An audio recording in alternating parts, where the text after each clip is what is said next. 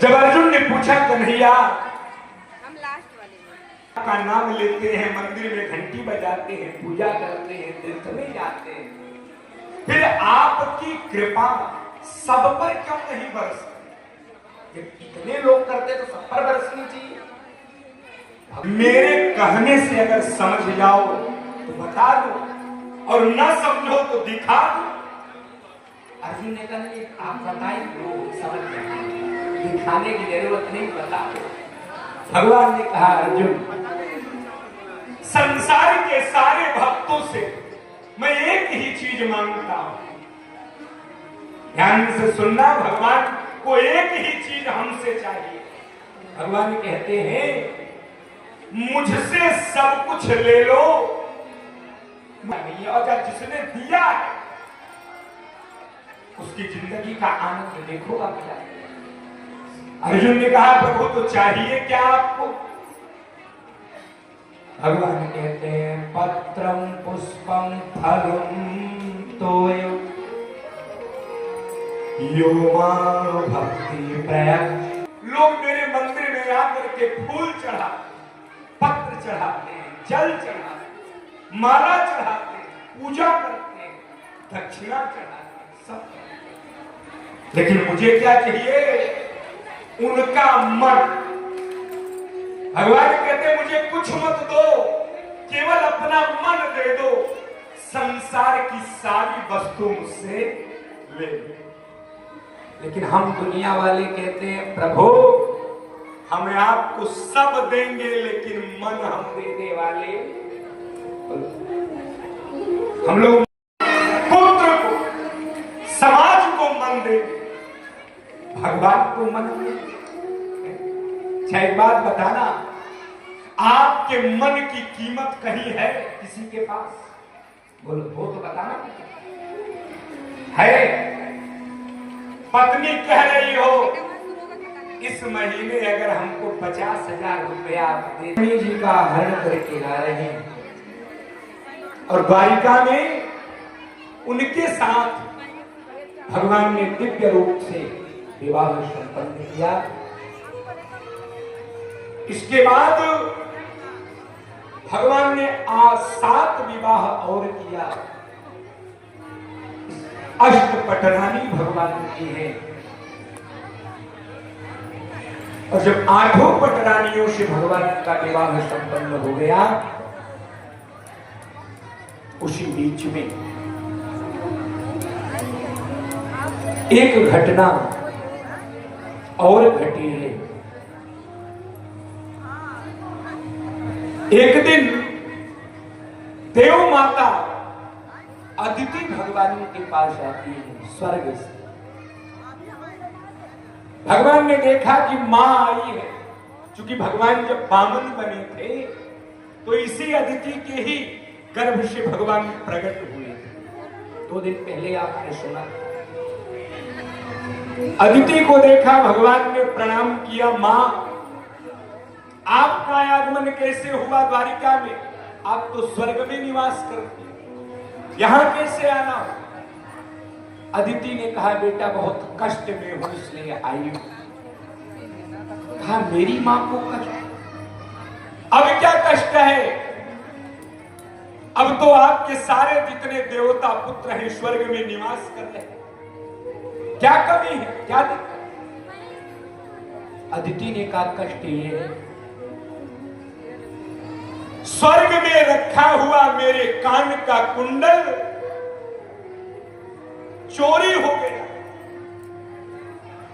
भगवान ने कहा तो क्या करूं, कुंडल लाऊं या नया कुंडल बनवा दूं? अदिति ने कहा राक्षस का वध करके मेरे कर्ण कुंडलों को ला करके मुझे दे दे। भगवान ने, दुनिया के लोग कहते हैं कि भगवान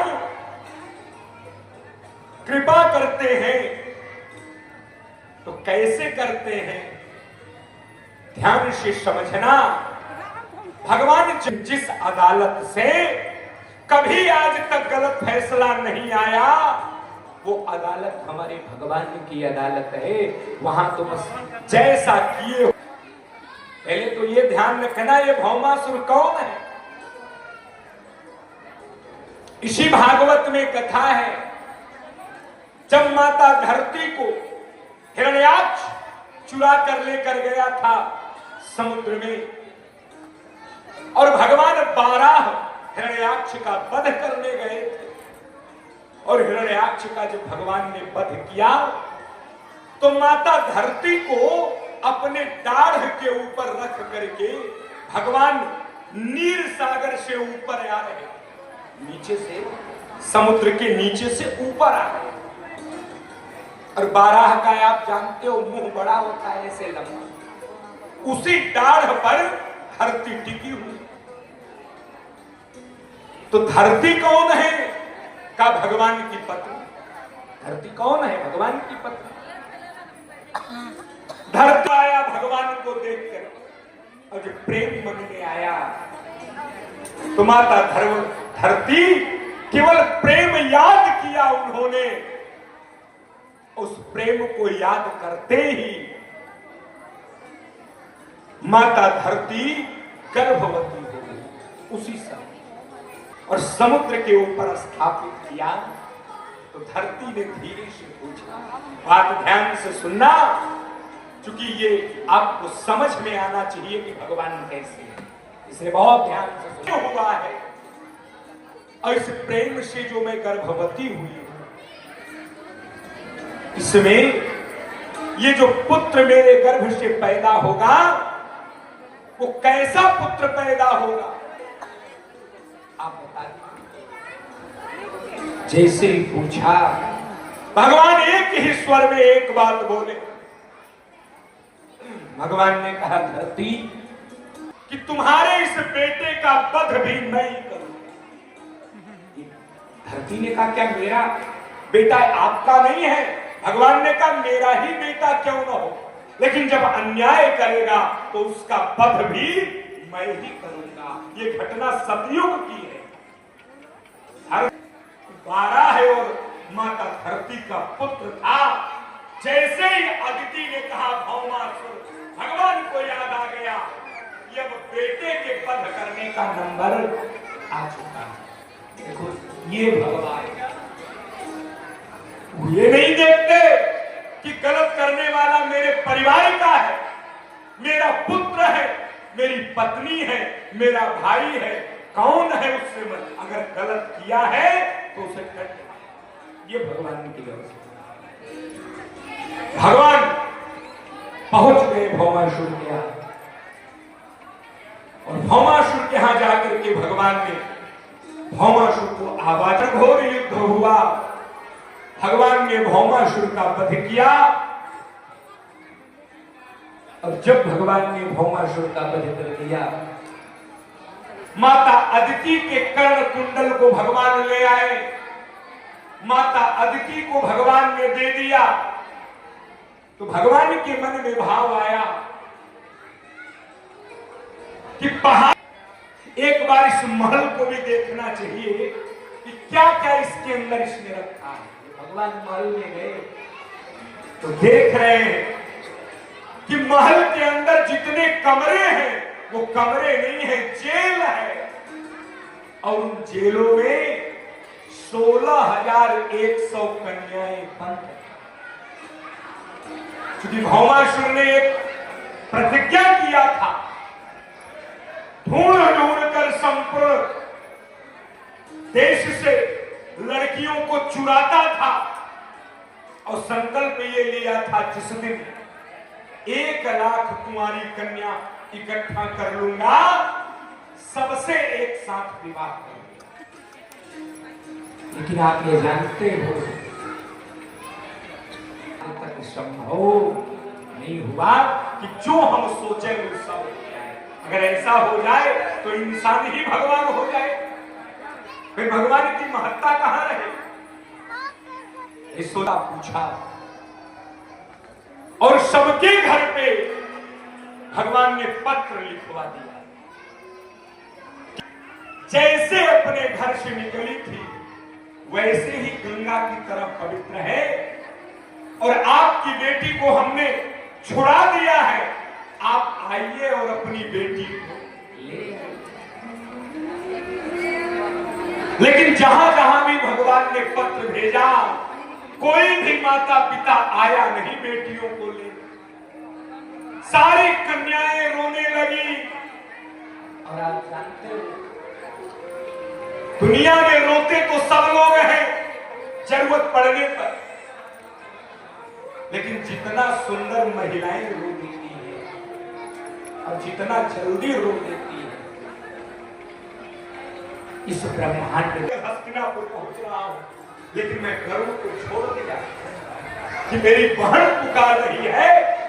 मैं नंगे पांव चला आया तेरी मर्यादा बचाने, और जब आ गया तो तू मुझसे बात नहीं कर रही है। क्यों? तो हम लोग चाह रहे हैं कि जहर खा के प्राण ही दे, क्योंकि हमारे जीने का क्या लाभ? जो हमसे शादी करने वाला था उसे आपने मार दिया, माता पिता घर नहीं ले जाए, तो हम जीवित रह के क्या करेंगे? भगवान ने धीरे से कहा तुम मरना चाहती हो लेकिन नियम नहीं जानती हो। कहा क्या? हम मरने का भी नियम है। वो कौन नियम है? कहा मरना सौभाग्यवती का अच्छा होता है, कुंवारी का अच्छा नहीं होता। कहा क्यों? कहा कुंवारी कन्या यदि मर गई तो प्रेत योनि में चली जाती है, लेकिन अगर सौभाग्यवती मरती है तो स्वर्ग का दरवाजा उसके लिए खुलता। भगवान ने सत्यभामा की ओर देखा, चूंकि भगवान जब लड़ने गए थे तो सत्यभामा को लेकर गए। सत्यभामा की ओर देखा, क्या कह रही हो? कहा तुम्हें रोने की जरूरत नहीं है, सब लोग द्वारिका में चलो, तुम सबको मैं सौभाग्यवती बनाऊंगा और तुम्हारा सबका पति मैं बनूंगा। तो एक बार हमारे मांग में सिंदूर लगा के सौभाग्यवती बना देना, इसके बाद हम मर जाए, कम से कम हमारी अधोगति तो नहीं होगी। भगवान ने कहा ध्यान रखो, जब मैं विवाह करूंगा तो मरने नहीं दूंगा, फिर पत्नी बन के रहो, तैयार हो। अब उनके पास रास्ता नहीं था, सबको लेकर के भगवान पहुंच गए द्वारिका।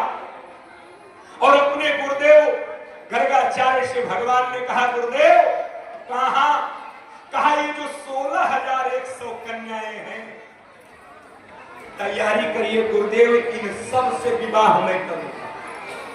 अब गुरुजी ने जैसे ही देखा 16,100, गुरुजी बेचारे गणित करने लगे। गुरुजी ने कहा बेटा मैं तुम्हारा विवाह करा नहीं पाऊंगा। भगवान ने कहा क्यों? कहा अगर एक विवाह रोज कराऊंगा तो 48 साल लग जाएगा विवाह कराने, तब तक तो मैं ही चिता पर चला जाऊंगा तुम्हारा विवाह ही कराते कराते। कैसे कराऊं? भगवान ने कहा 48 साल नहीं गुरुदेव, 48 मिनट। कल एक साथ मैं सबके गले में मंगलसूत्र डालूंगा और एक साथ जयमाल पहनाऊंगा। गुरुदेव ने कहा कैसे? तुम तो अकेले हो। भगवान ने कहा अभी अकेला हूं, कल देखना। जैसे ही वह दिन आया, भगवान खड़े हुए एक कन्या के सामने। अब भगवान के शरीर से भगवान निकल रहे हैं। 2 मिनट के अंदर 16,100 कन्याओं के सामने 16,100 कृष्ण खड़े हैं। सबसे 10-10 पुत्र भगवान के, लड़के भगवान के पैदा हुए। 16,108 पत्नियों के द्वारा वहीं भगवान की शिक्षा हुई। उनके गुरु हैं सांदीपनी। उसी आश्रम में भगवान गए थे सुदामा के साथ में पढ़ने के लिए। याद रखना,